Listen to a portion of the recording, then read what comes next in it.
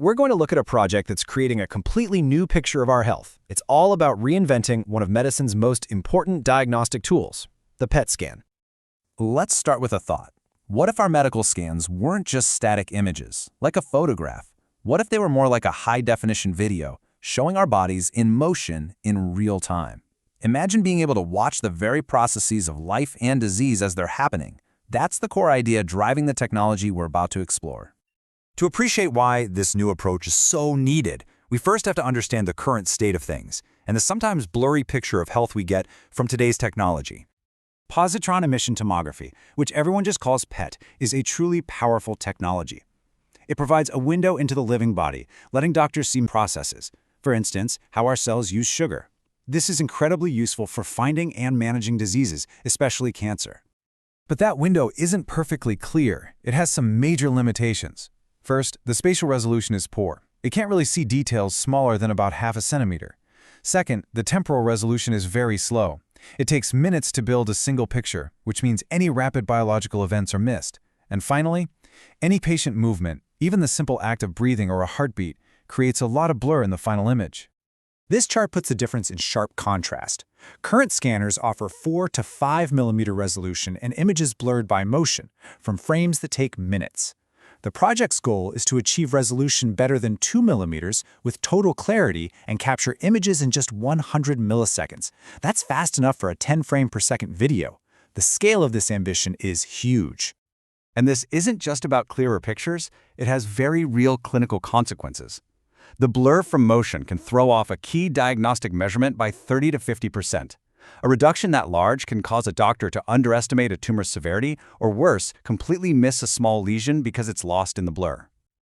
So, how do we get past these fundamental limits? The solution comes from a new way of seeing, made possible by two game-changing technologies. The first tool is positron emission particle tracking, or PET. It's a method to find the precise 3D location of a particle emission. What makes it so powerful is that PET can pinpoint this location with an accuracy that's actually much better than the scanner's own physical resolution. It's a way of seeing finer details than the hardware should allow. A good way to picture PET is to think of it as a GPS for particles inside the body. Your phone's GPS uses signals from multiple satellites to figure out your exact location. In a similar way, PET analyzes thousands of intersecting emission lines to calculate the single most likely point they all came from, and it does it with incredible precision.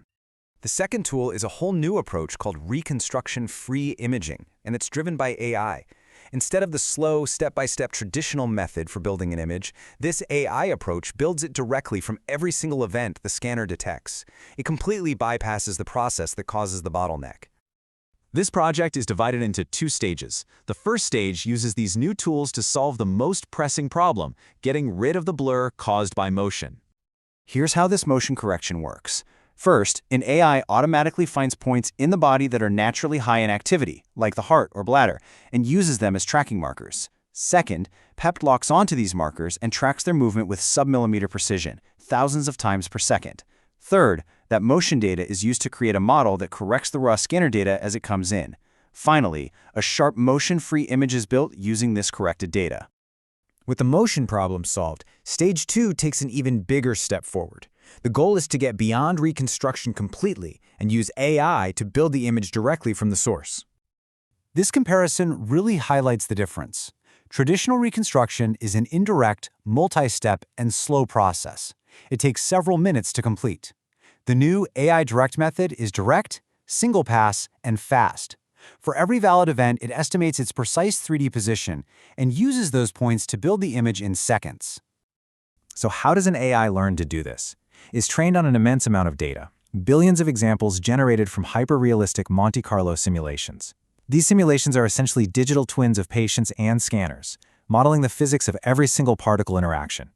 This is how the AI learns the complex patterns needed to separate a true signal from background noise. This new pipeline works in a few steps. First, an AI model acts as a filter, classifying every event and getting rid of the noise. Second, for every event that's classified as real, another AI model pinpoints its exact 3D origin. And finally, all of these pinpointed locations come together to form a 3D point cloud, and that cloud becomes the final high-resolution image. The result is a huge boost in speed. Image generation that once took between 3 and 10 minutes can now be done in just 30 to 120 seconds. That's a 5 to 10 times improvement, and it brings PET imaging much closer to being a real-time technology. Now that we've seen the problem and the technology that can solve it, what does this actually mean for the future of medical care? This table sums up the leap in performance. For spatial resolution, we're going from 4 to 5 millimeters down to under 2, making images more than twice as sharp. For temporal resolution, we're going from several seconds per frame to just 100 milliseconds, a 10 to 50-fold increase in speed. This isn't just a small improvement, it sets a new standard for PET imaging. The clinical impact of this would be massive. For cancer patients, it means finding smaller tumors earlier and knowing if a treatment is working much sooner. For heart imaging, it means seeing the heart muscle clearly without any motion blur. It opens the door to new neurological insights by imaging brain activity almost as fast as it happens. It's also safer for children, since automatic motion correction can reduce the need for sedation. And it could even enable new procedures like guiding a biopsy needle in near real time. But maybe the most incredible thing about all this is that this revolution doesn't require hospitals to buy expensive new scanners. It's designed as a software upgrade that can be installed on the machines they already have. This makes it much easier to adopt, which means these benefits could reach patients that much faster. How will medicine truly change when we can finally see the fundamental processes of life and disease with this new and extraordinary level of clarity?